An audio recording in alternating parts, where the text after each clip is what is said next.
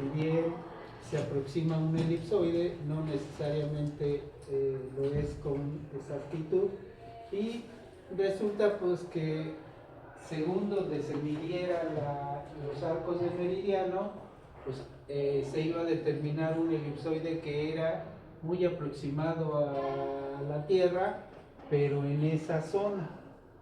Entonces dio lugar a que aparecieran los primeros elipsoides, pero de tipo regional, es decir, que se ajustaban a la forma de la Tierra, pero solamente en la región donde fueron medidos los arcos que dieron lugar al tamaño. Y así tenemos desde esta lista es una lista básica, no es exhaustiva, es decir, de elipsoides hubo en grandes cantidades. Esta es una lista básica, pero nos muestra primero el tiempo, es decir, el primero de la lista fue determinado en el año de 1800 y todavía tenemos uno en 1940 todavía de orden regional. Es decir, más de 100 años la tarea geodésica se centró en determinar el tamaño del elipsoide. Y estos elipsoides fueron regionales, se usaron en regiones del mundo. Cada región tenía su propio elipsoide. En Norteamérica, todavía, fíjense, estamos cumpliendo aquí en México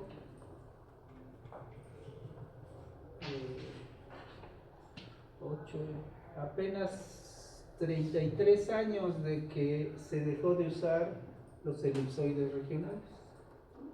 Todavía hasta 1992 se utilizó este elipsoide en México, Norteamérica. México hasta 1992.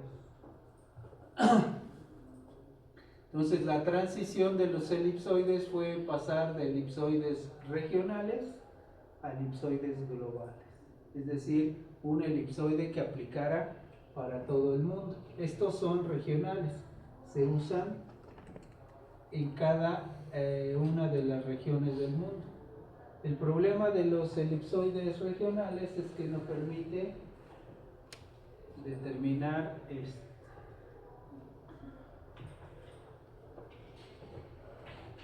no permite hacer ligas entre regiones. Y entonces el siglo pasado, sobre todo después de la Segunda Guerra Mundial, fue de mucha tensión. Los países, principalmente los ganadores, Estados Unidos, 850, ¿verdad? 850, sí, no se va. Acuérdense que se cierra 8:49, así que yo sugiero que lo manden.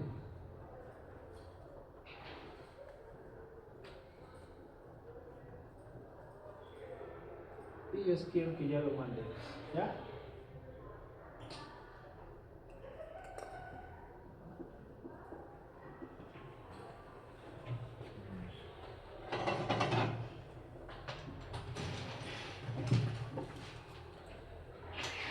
El examen era de 860 puntos, o sea que, a ver, hago una operación.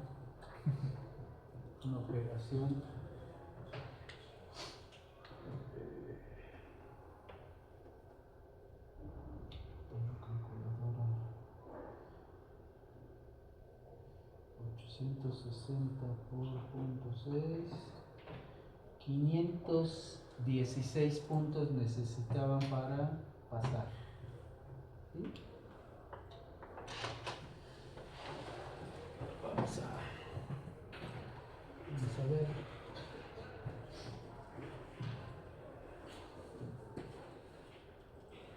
Tengo 7 respuestas, pero vean ahí el promedio de 270. ¿Quieren saber el suyo? ¿O así lo dejamos? ¿O hacen el otro? Pero ya por promedio, pero ¿cuántos están aquí? ¿Quién hizo examen aquí ahorita? 2, 4, 5, 6, hay uno que está pirata por ahí. Tengo 7 respuestas. Pero bueno, yo creo que mejor lo dejamos, ¿no? Hagan ahí está en la misma página está el de problemas, que yo creo que en teórico no va a pasar.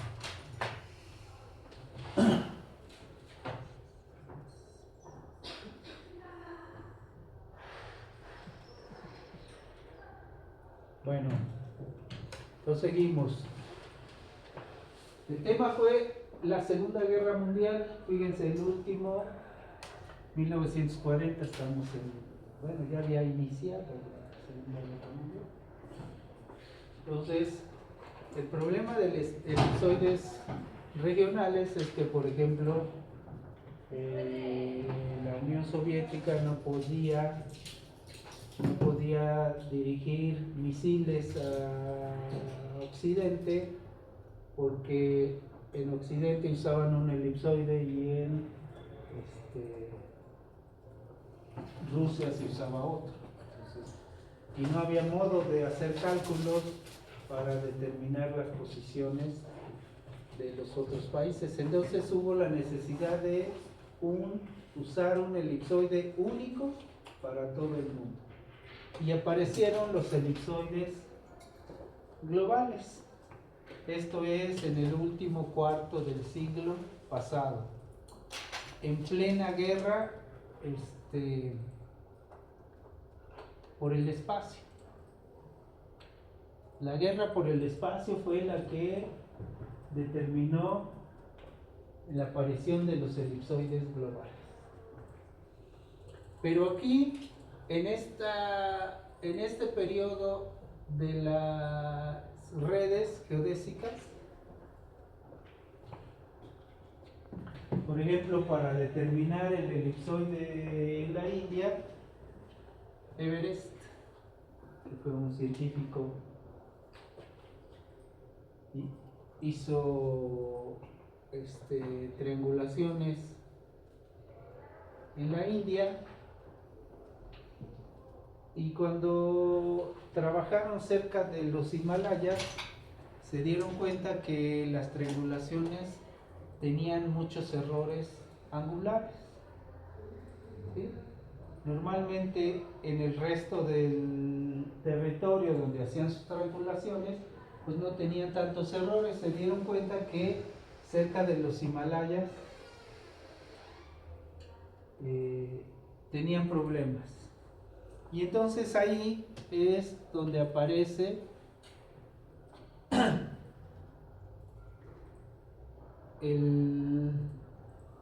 digamos que es el origen de la geodesia física, cuando Carl Friedrich Gauss, introduce la noción de algo que se llama superficie equipotencial.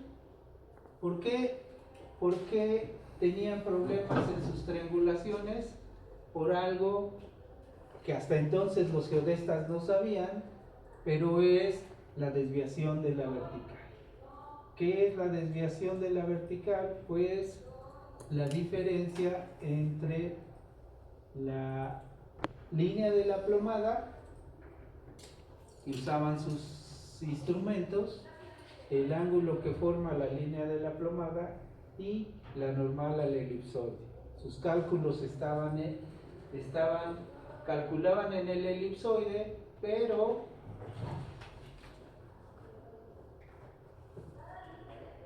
sus observaciones estaban referidas al geoide, cosa que no sabían. En ese tiempo no tenían idea de eso, hasta que Gauss es el que introduce esa noción de geoide, ¿sí? Él en este tiempo, al darse cuenta de estos errores, introduce la noción del concepto de geoide. Y ahí es, fíjense, ahí es donde podemos decir que es el origen de la geodesia física. Es históricamente, en este momento, cuando Gauss empieza a hablar de superficie equipotencial, es cuando podemos afirmar que aparece la geodesia física.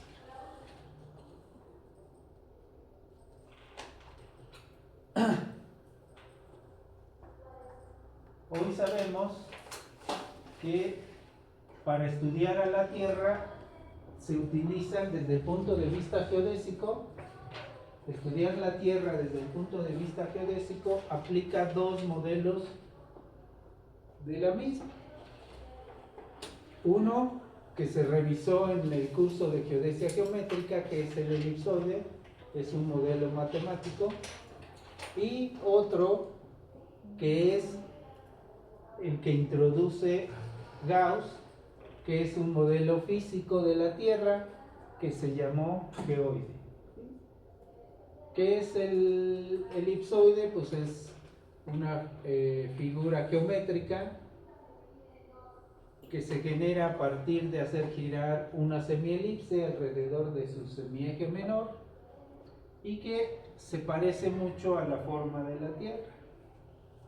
Bueno, Gauss habla de una figura física llamada superficie equipotencial, que significa que el potencial de gravedad en todos los puntos de la superficie es el mismo.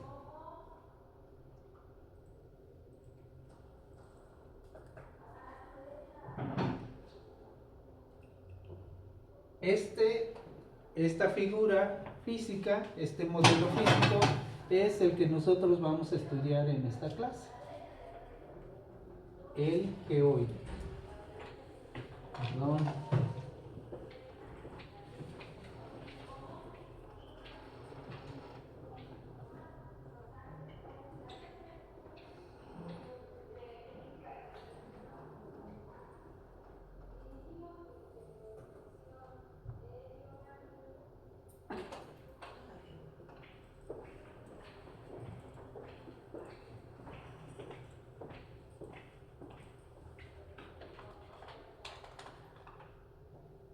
Esto es, pero ¿qué cosa es el geoide?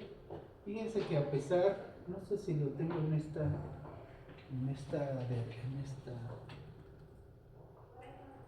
así, aquí está. Dice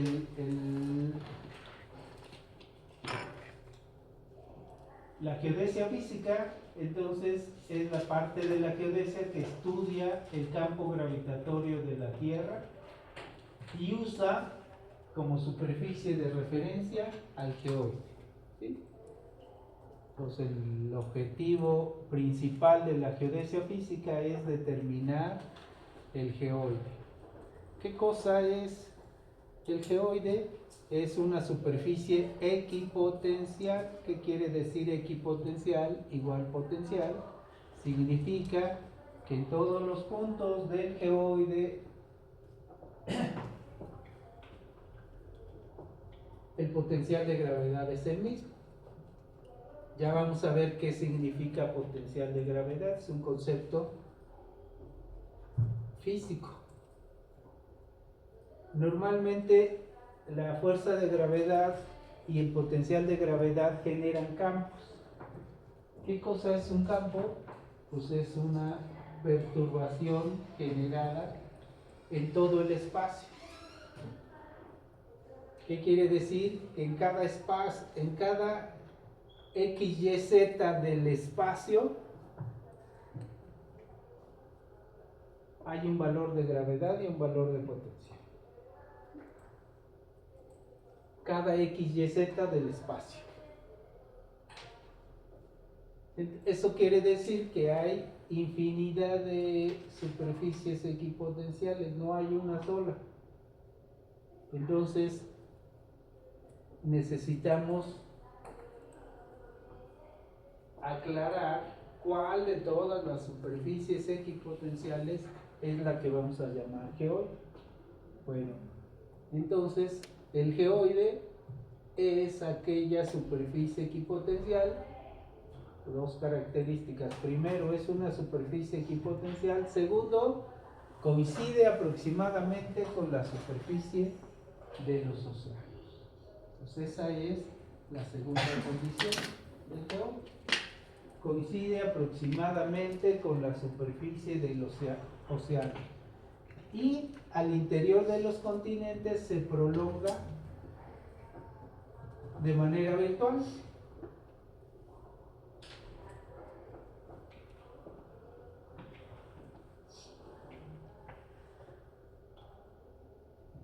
¿Y cómo se define? ¿Cómo se llega a la definición del geoide?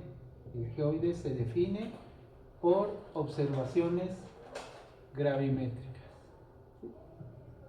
Eso es lo que vamos a hacer en este curso. A partir de observaciones de gravedad, vamos a determinar el geoide. Entonces,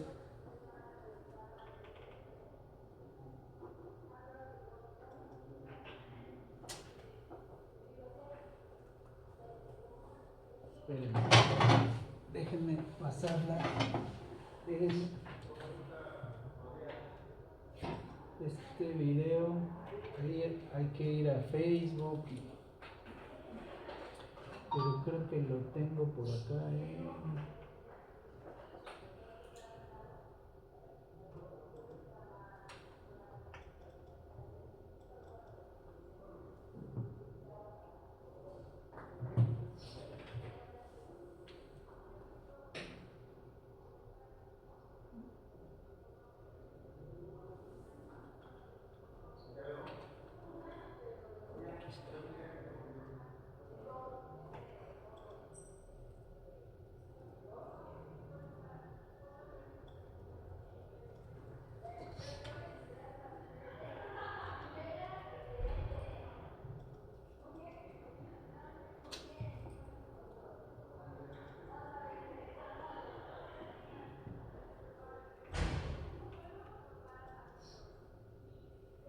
Que no tengamos.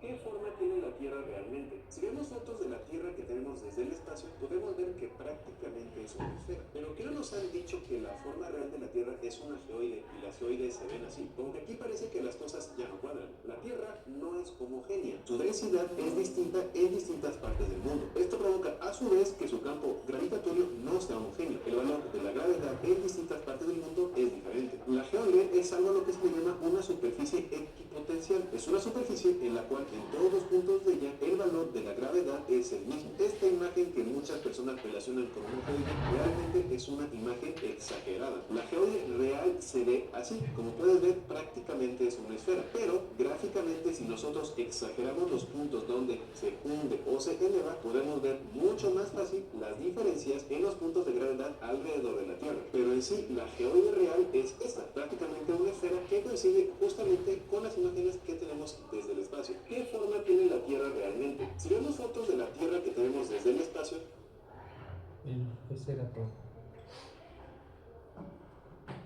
¿Qué cosa es el geoide? Aquí va a haber un problema de género. ¿La geoide o el geoide? Esto lo único que demuestra es, ustedes conocen a ese, es un divulgador que hace, hoy le llaman, ¿cómo le llaman? Creador de contenido. Muy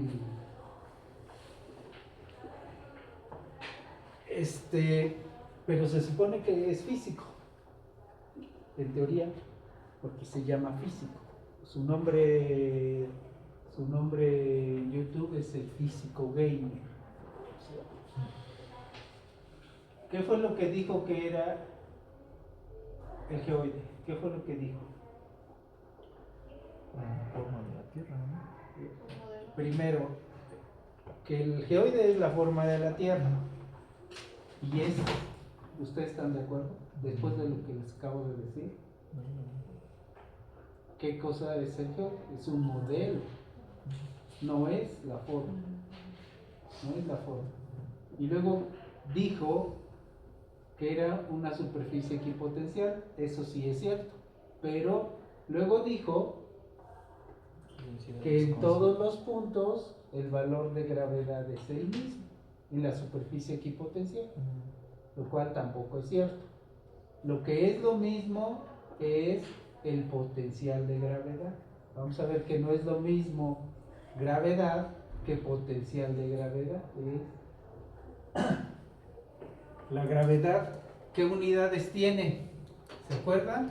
En sus clases de física, ¿cuál es la unidad de la gravedad? Metros sobre segundo. Metros sobre segundo al cuadrado. Bueno, la unidad del potencial es metros cuadrados sobre segundos cuadrados. No es lo mismo. Lo que quiere decir es que si esto es G y lo multiplicamos por algo que esté en metros, como la altura, entonces esto va a ser el potencial. El potencial es gravedad por altura. Entonces no es lo mismo potencial que... Entonces, con esto lo único que les quiero decir es que existe muchísima confusión en el término geoide, muchísimo. La primera confusión es que el geoide es la forma de la Tierra. Y lo dicen, digo que lo diga alguien que no sabe de geodesia, pues es normal. Pero que lo diga alguien que es físico o alguien que sí es del gremio, pues ahí es donde hay problemas, ¿no? ¿Cómo es posible?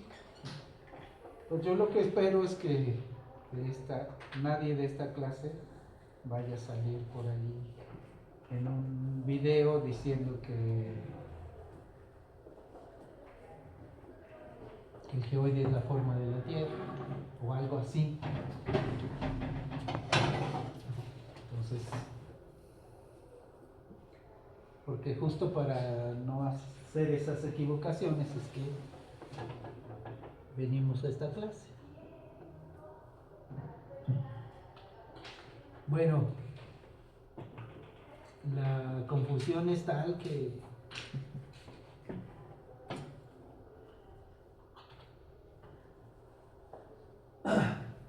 entonces, que quede claro, el geoide es solo una de las infinitas superficies equipotenciales que el campo de gravedad genera. Entonces, el geoide, dos condiciones. Primera, superficie equipotencial, que también se le puede llamar superficie de nivel. ¿Ustedes han visto superficies de nivel? Por ejemplo, vayan a un lago. El mar es más difícil verlo como superficie de nivel porque el mar no está en calma, está moviendo en todo momento, pero vean un lago que es más estable y la superficie del lago es una superficie de nivel o una superficie equipotencial. Quiere decir que en todos los puntos de la superficie del lago el potencial de gravedad es el mismo.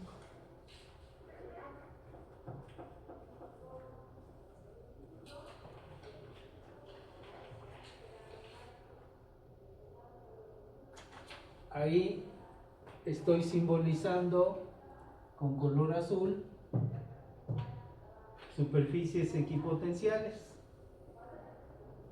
Y hay infinitas porque aquí estoy simbolizando algunas, pero aquí entre esta y esta pasa otra, y entre esta y esta pasa otra, y entre esta y esta pasa otra, y entre esta y esta pasa otra, y si le sigo así, nunca termino, hay infinitas. Pero de todas esas, la única que tiene interés geodésico, de todas esas, es la que coincide aproximadamente con la superficie del océano. En cambio, entonces eso es geoide. Dos condiciones: equipotencial, superficie equipotencial o superficie de nivel, y segunda, coincide con el océano. Aquí estoy suponiendo que es esta, pensando que aquí el continente llega y esto es el océano.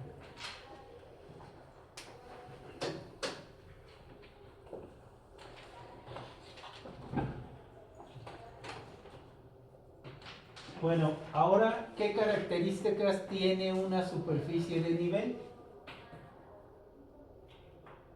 El potencial gravimétrico es constante.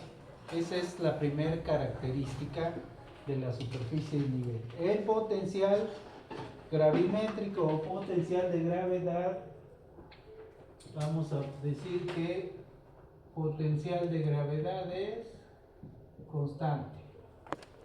Es la primera característica de una superficie de nivel. Segunda, la dirección de la gravedad es normal a esa superficie.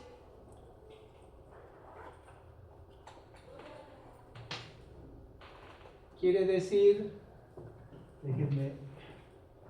fíjense en esta figura, estas líneas negras que cortan a las superficies equipotenciales son las líneas de gravedad. Quiere decir que en cada punto la dirección de la gravedad corta perpendicularmente a la superficie de nivel. La corta con un ángulo de 90 grados. Esa es la segunda condición de las superficies de nivel. La dirección de la gravedad es perpendicular a la superficie en todos sus puntos. Es decir, estas líneas, lo voy a poner aquí donde hay muchas, esta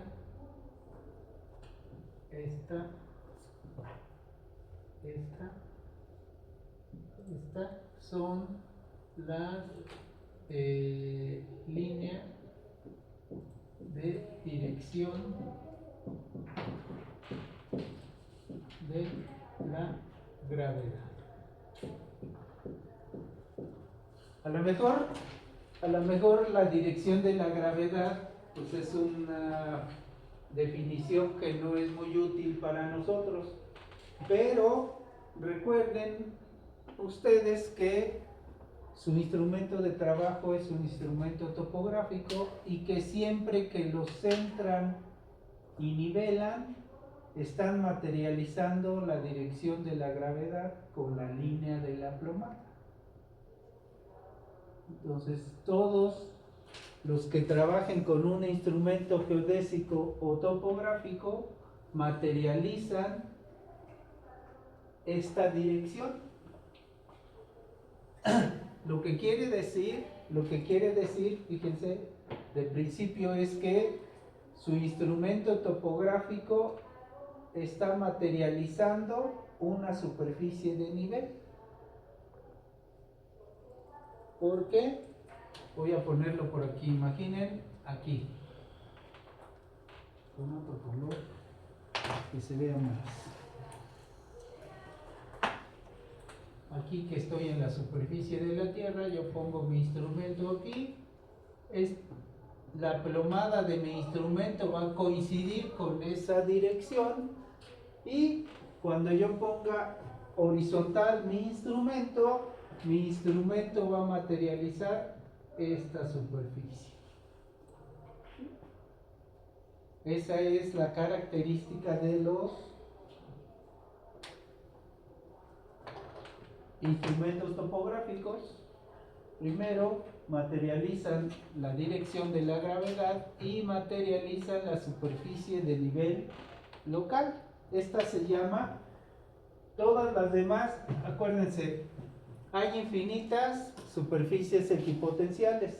La que coincide con el nivel de los océanos se llama geoide.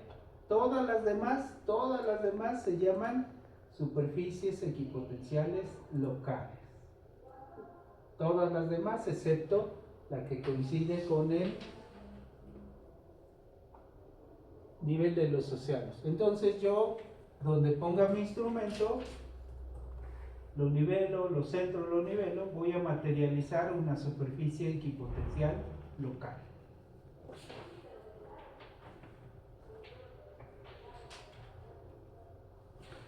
Entonces, era esta la dirección de la gravedad.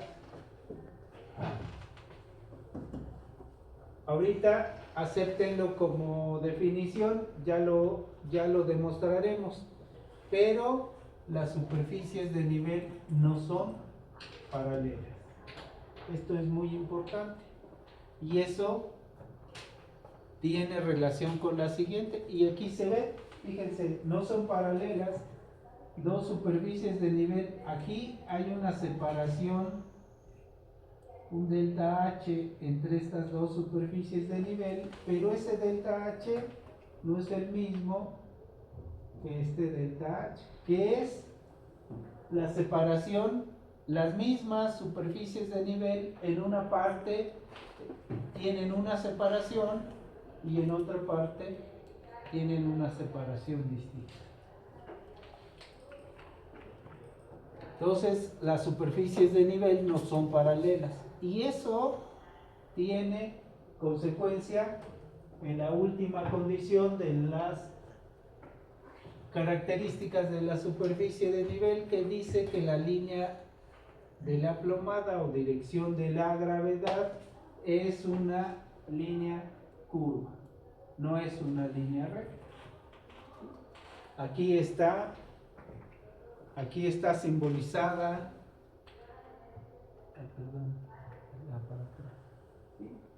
esta es la dirección de la gravedad. Si ustedes ven, cumple con la condición de cortar perpendicularmente todas las superficies de nivel, pero eso lo hace en una dirección curva. Eso es muy sencillo. Fíjense, si yo tengo dos líneas que son paralelas, si yo corto perpendicularmente una, la prolongación de esa línea cortará perpendicularmente la otra, ¿sí? Pero si las superficies no son paralelas, si yo corto perpendicularmente una y la prolongo, no va a cortar perpendicularmente la otra. Para que corte perpendicularmente la otra, tiene que desviarse para cortar perpendicularmente la siguiente. Entonces, la línea de la gravedad no es una línea recta, sino se tiene que ir curvando para ir cortando perpendicularmente todas las superficies de nivel que va cruzando. ¿De acuerdo? Entonces, estas son las características de una superficie de nivel. El potencial gravimétrico es constante, la dirección de la gravedad es perpendicular a la superficie, no son paralelas y la línea de la plomada que corta perpendicularmente a las superficies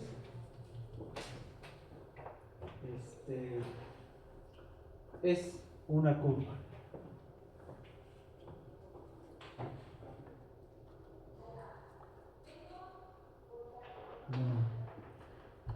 Agregamos Aquí agregamos, no son paralelas, el vector de gravedad es perpendicular, el potencial. Agregamos estas dos, que tienen que ver con los instrumentos topográficos, ¿sí? El plano horizontal de un instrumento topográfico coincide con la tangente a la superficie de nivel que pasa por el punto de observación, o lo que es lo mismo, la superficie de nivel local o superficie equipotencial.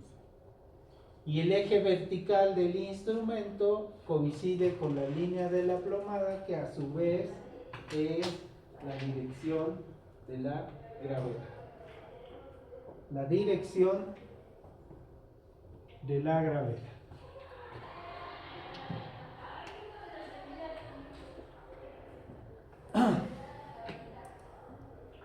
Bueno, como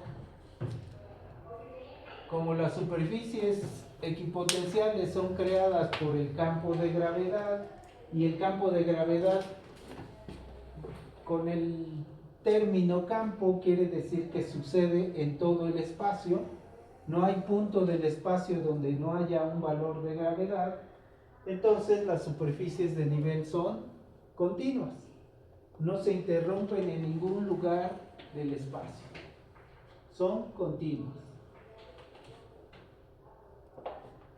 Son suaves, es decir, sus cambios de curvatura son suaves, y en tanto más cerca estén de la superficie terrestre, presentan más cambios bruscos. Mientras más se alejen, las superficies equipotenciales son más suaves. No son paralelas, ya lo habíamos dicho, y tampoco se cortan entre sí.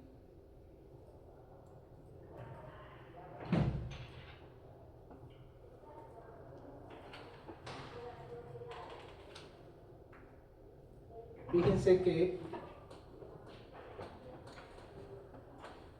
hoy en día una forma de determinar el geoide es a partir de observaciones con satélites.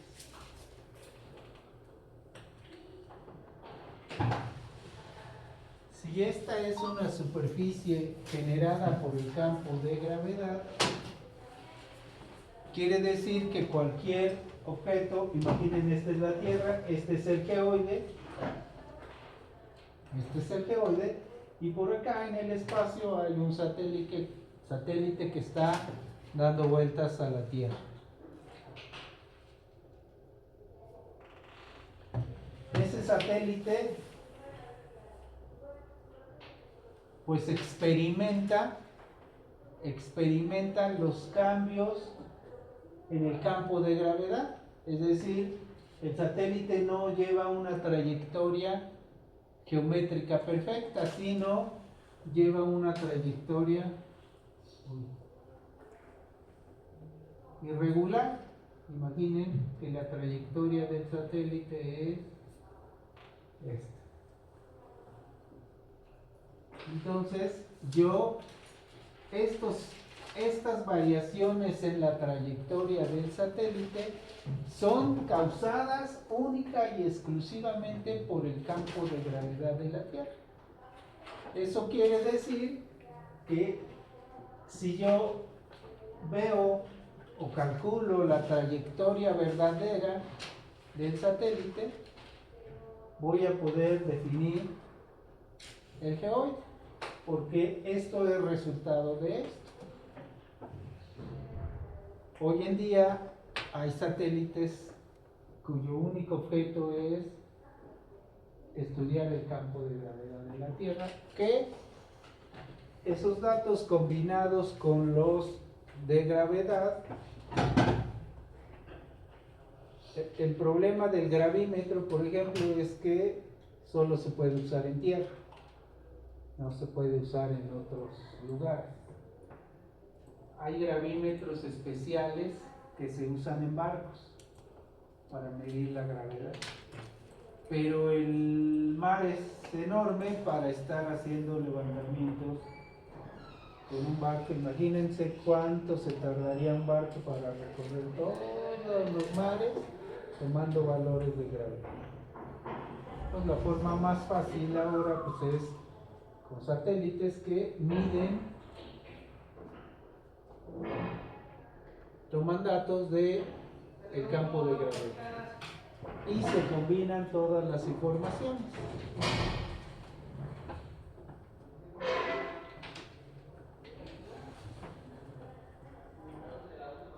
Bueno,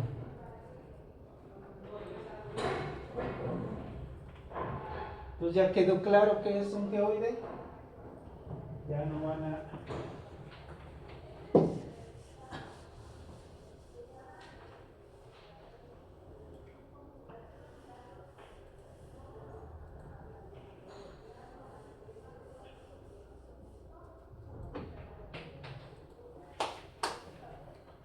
Bueno, ahora la siguiente tarea. Primero, ¿qué cosa era el geoide? La segunda tarea es cómo se define. ¿Cómo se define el geoide? ¿Cómo puedo yo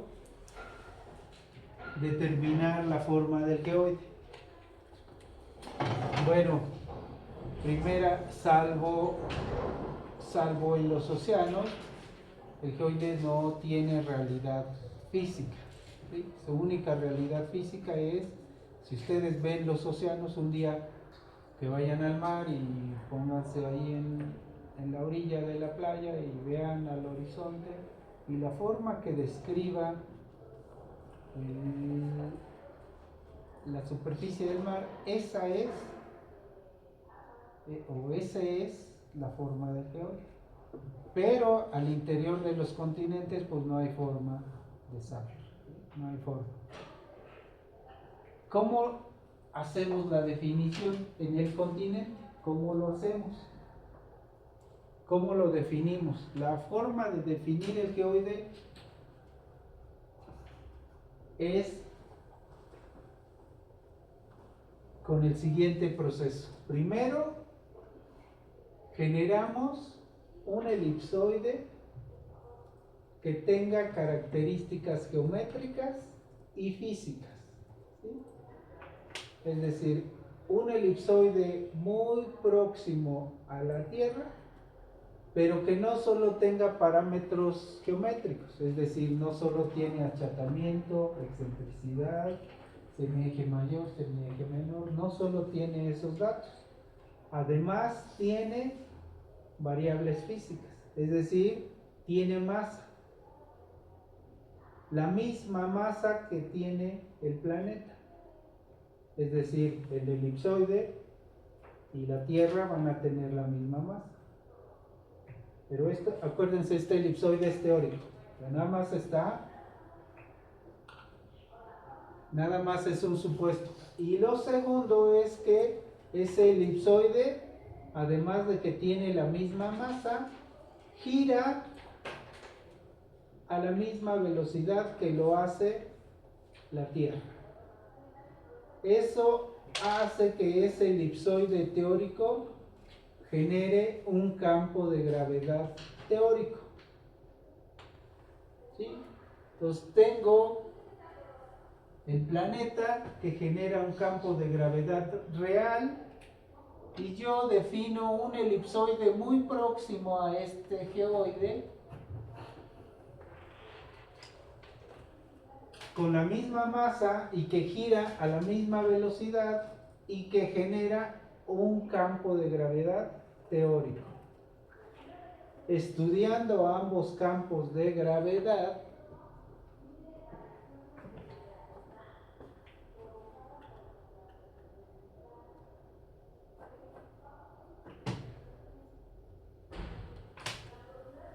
quizá,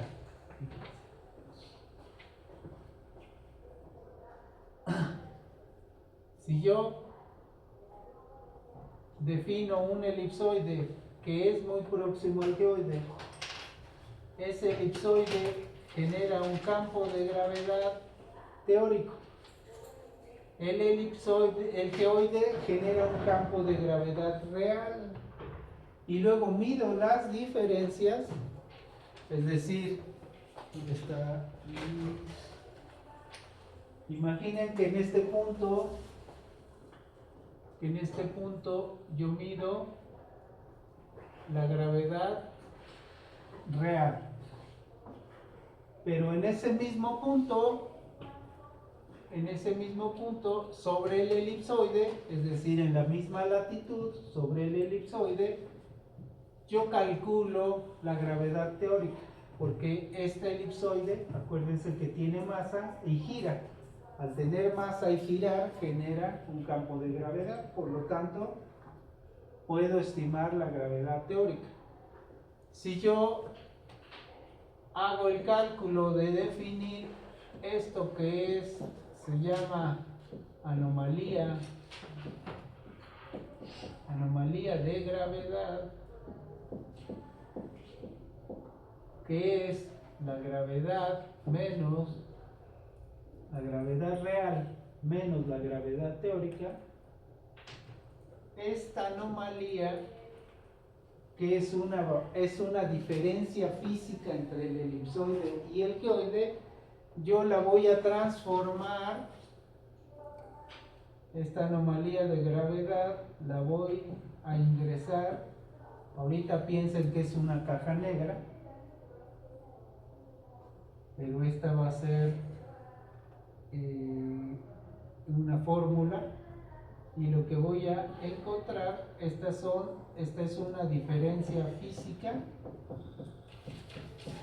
y lo que voy a encontrar son diferencias geométricas. Es decir, definir al geoide significa encontrar las diferencias geométricas entre el geoide y el elipsoide en cualquier punto de la superficie terrestre. ¿Y cuáles son esas diferencias geométricas? Son dos diferencias geométricas, algo que se llama ondulación y algo que se llama desviación de la vertical. Y es esto que tenemos aquí, que es la ondulación, la separación entre el elipsoide y el geoide. ¿Sí? Esto es la ondulación. Primera diferencia geométrica. La segunda diferencia geométrica es la desviación de la vertical. ¿Qué cosa es la desviación de la vertical? La diferencia en un punto cualquiera, voy a ver que aquí. Acuérdense, el geoide es una superficie equipotencial, la dirección de la gravedad es perpendicular a la superficie. Entonces aquí, esta sería la dirección de la gravedad, ¿cierto? Corta al geoide perpendicularmente. Pero esta sería ahí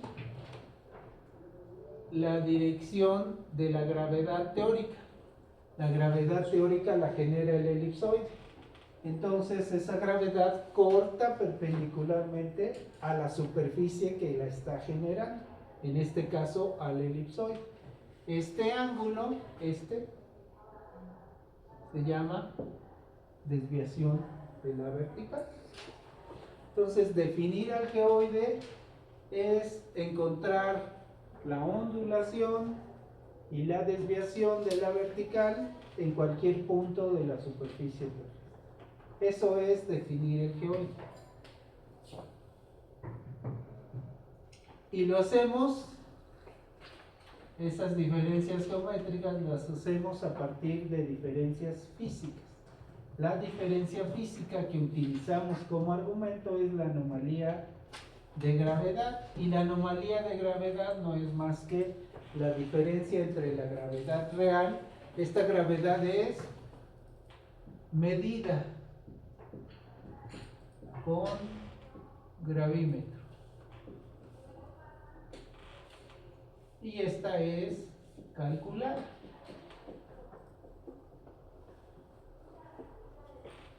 Entonces la diferencia, esta aquí les puse como si fuera una caja negra, En realidad es una fórmula matemática que es la integral de Stokes y el resultado es, bueno, son dos integrales, la de Stokes y la de Benin-Menez, y nos dan esos.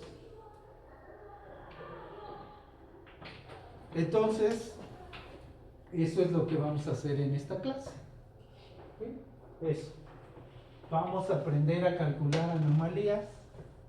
Primero, a entender qué es la gravedad, cómo se calcula, y después a medir con el gravímetro y, por último, a calcular ondulación y desviación.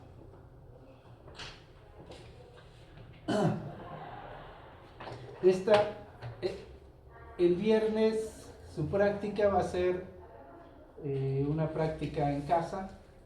Van a medir, la primera práctica va a ser medir la gravedad con un instrumento casero, que va a ser un péndulo. Y ustedes van a hacer un péndulo en casa y van a medir la gravedad. ¿Cómo se mide la gravedad con el péndulo? Pues eso va a ser tarea de investigación de ustedes. Y van a tener que reportar.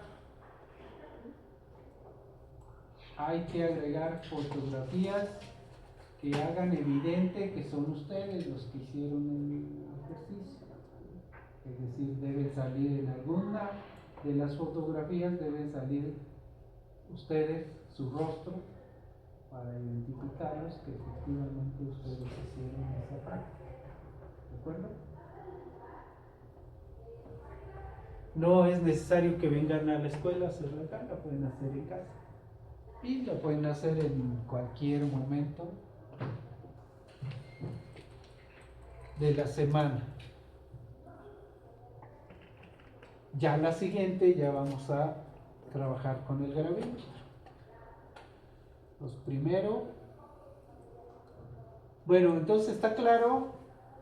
Dos cosas. ¿Qué cosa es el geoide? ¿Está claro?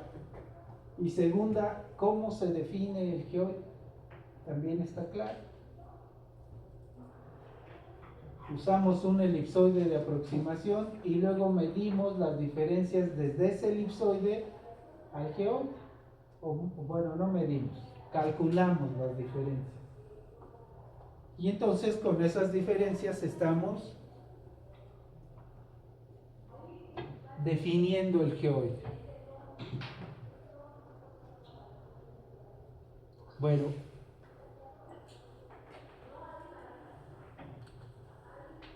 déjenme ver.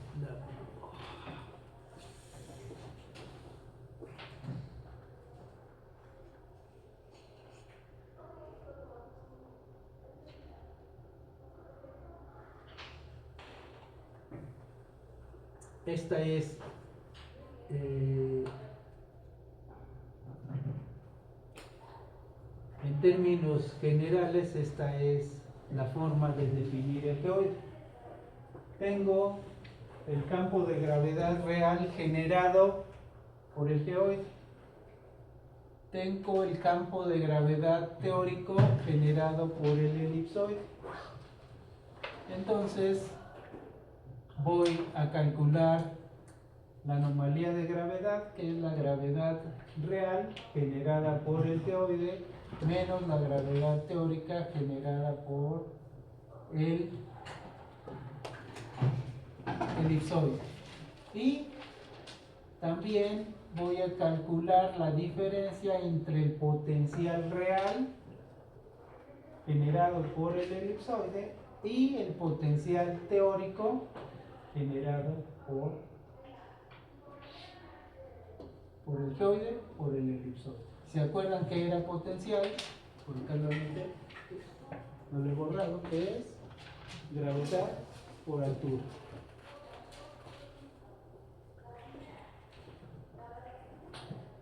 Y dependiendo de los valores de las anomalías, esto también se llama anomalía, pero esto es anomalía de potencial, pero se llama o se le conoce mejor como potencial anómalo. Bueno, dependiendo de estos valores de estas dos anomalías, es que definimos el elipsoide. Esa es, bueno, nada más adelantando, esas son las fórmulas estas. Esta caja negra que yo puse aquí no es más que esta fórmula. Vean, el argumento es anomalía de gravedad, el argumento es anomalía de gravedad, el argumento es anomalía de gravedad. Estas dos variables, entre ambas, o más bien esta, se divide en esas dos.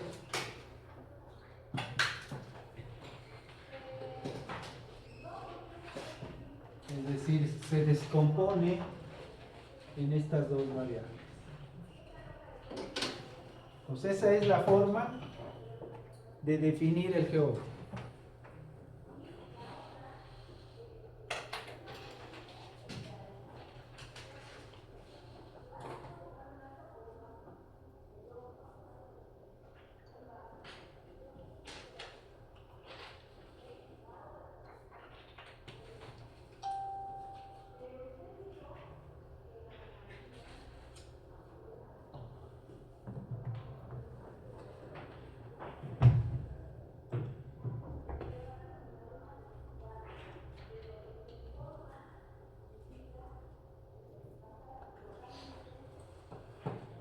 Bueno, si ya quedó claro qué es el geoide y qué es definir el geoide, pues vamos a empezar a hablar de la forma de la Tierra.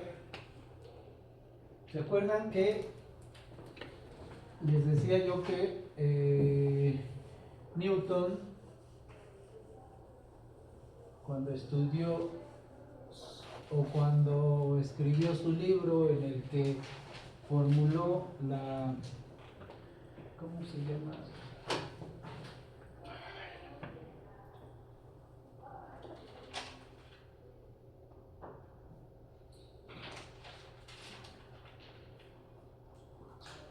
Donde aparecía su fórmula de la atracción gravitacional. ¿Se acuerdan de esa fórmula? De sus clases de física, ¿se acuerdan?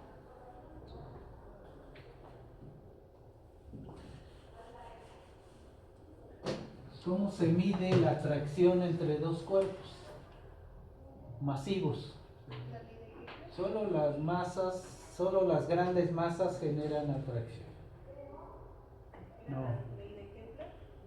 justamente es la ley de la atracción gravitacional de Newton. Acuérdense, Kepler enunció otras leyes. Una de ellas es la trayectoria de los planetas.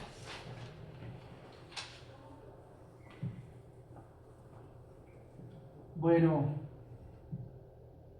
la ley de la atracción gravitacional de Newton dice que la fuerza de atracción gravitacional entre dos cuerpos es igual a una constante gravitacional multiplicada por la masa de un cuerpo, la masa del otro y el cuadrado de la distancia que los separa. Esta es la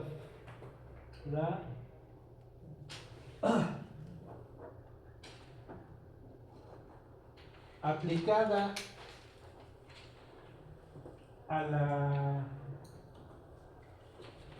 a un objeto sobre la Tierra,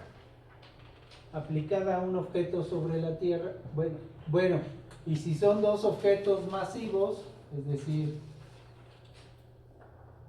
por ejemplo, la Tierra y, bueno, la Luna no es tan masivo, pero imaginen que hubiera otro cercano, entonces la atracción sería simultánea. Uno atrae al otro y el otro hace lo mismo. Si consideramos la atracción que el planeta genera sobre cuerpos que están sobre la superficie de la Tierra, pues la diferencia de masas es tan grande que podemos suponer que solo hay atracción en una dirección, y podríamos suponer que la masa, esta es la masa de la Tierra y la otra masa es la masa de un cuerpo sobre la Tierra, y vamos a suponer que esa masa es de... ¿En qué unidades está la masa? ¿En qué unidades se expresa la masa? En el Sistema Internacional de Unidades. Kilogramos. Pues imaginemos que la masa 2 es 1 kilogramo.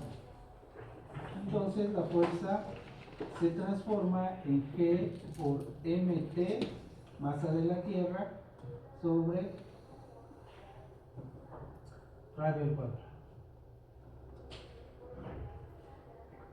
Bueno, esta se llama fuerza gravitacional.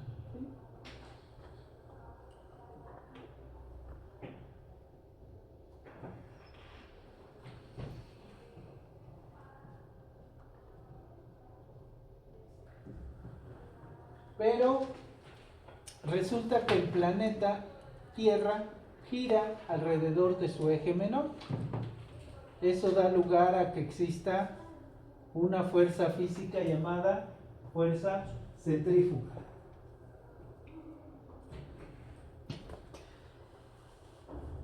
Y la fuerza centrífuga es una fuerza que es perpendicular. Bueno, la fuerza gravitacional, imaginemos que la Tierra es una esfera. ¿En qué dirección atrae la Tierra? En dirección a su centro. Entonces la atracción gravitacional es esta.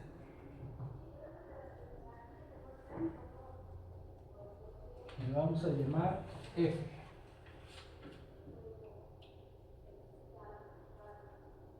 Donde este valor es el valor de la masa de toda la Tierra, y esta R cuadrado es la distancia que hay desde este punto hasta el centro. Eso es R cuadrado. Bueno, eso es R, hay que elevarlo al cuadrado. Bueno, ¿qué pasa con la fuerza centrífuga? La fuerza centrífuga es perpendicular al eje de rotación. Se genera perpendicular al eje de rotación. Este es el eje de rotación.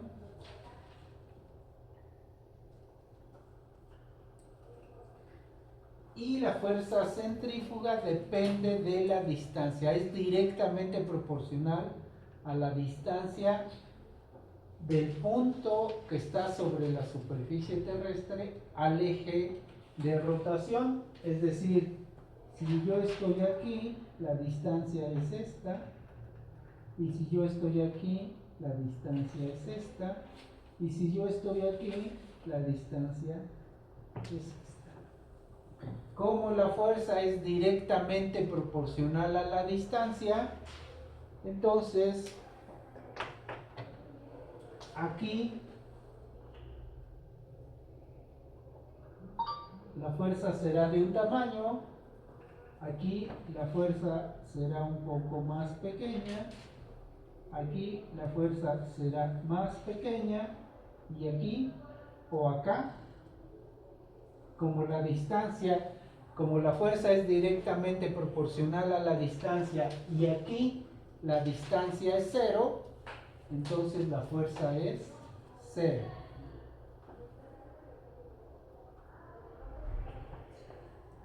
Aquí voy a poner más o menos, este está a la misma latitud que este, entonces este es mi fuerza.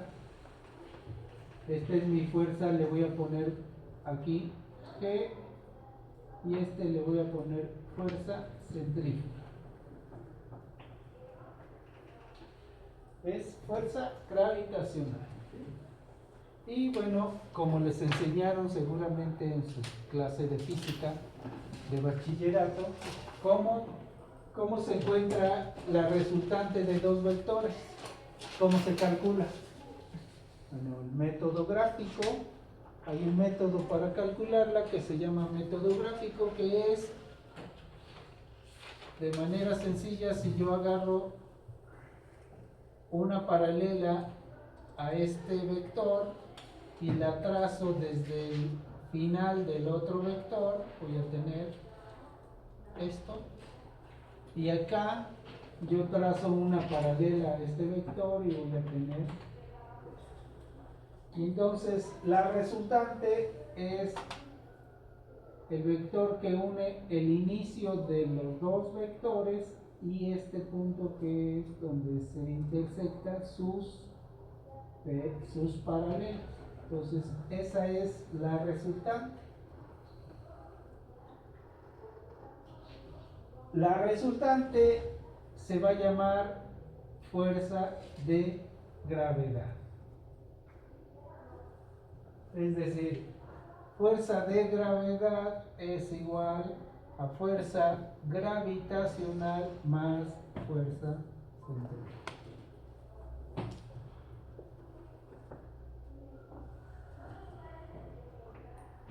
No se vayan a confundir con el término.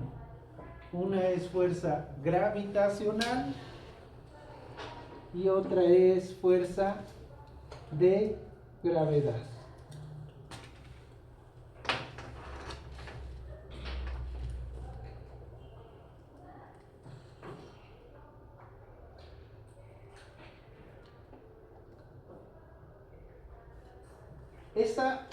Esa combinación de esas dos fuerzas es justamente la responsable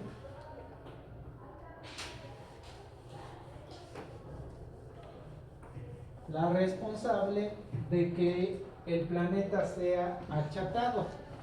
Porque fíjense, en el ecuador la fuerza centrífuga es máxima.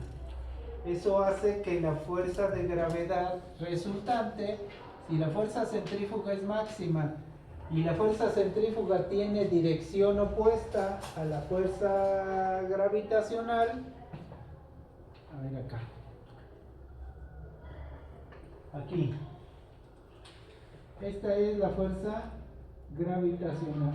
En una esfera, en todos los puntos, la fuerza gravitacional es la misma, ¿sí? Porque la distancia al centro de todos los puntos que están sobre la superficie es la misma.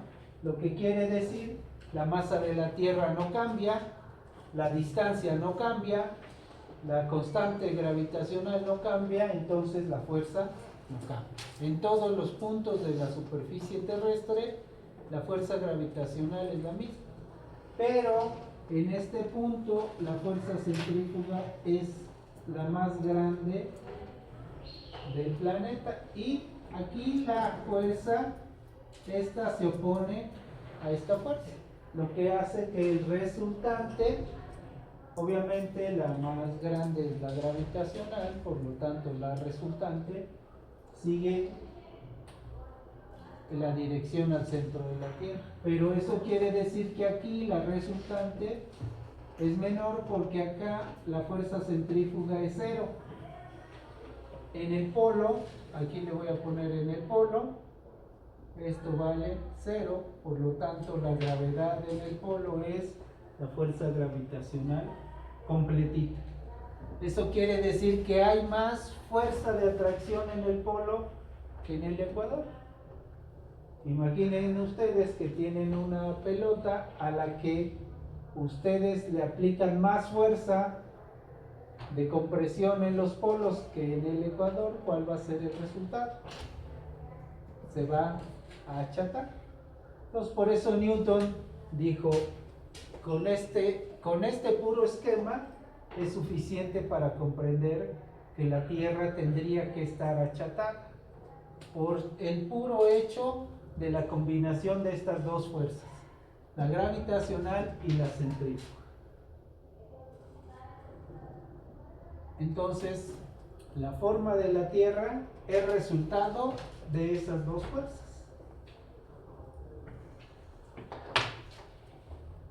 Bueno, y un poco de los materiales que conforman el planeta, pero de manera más marginal,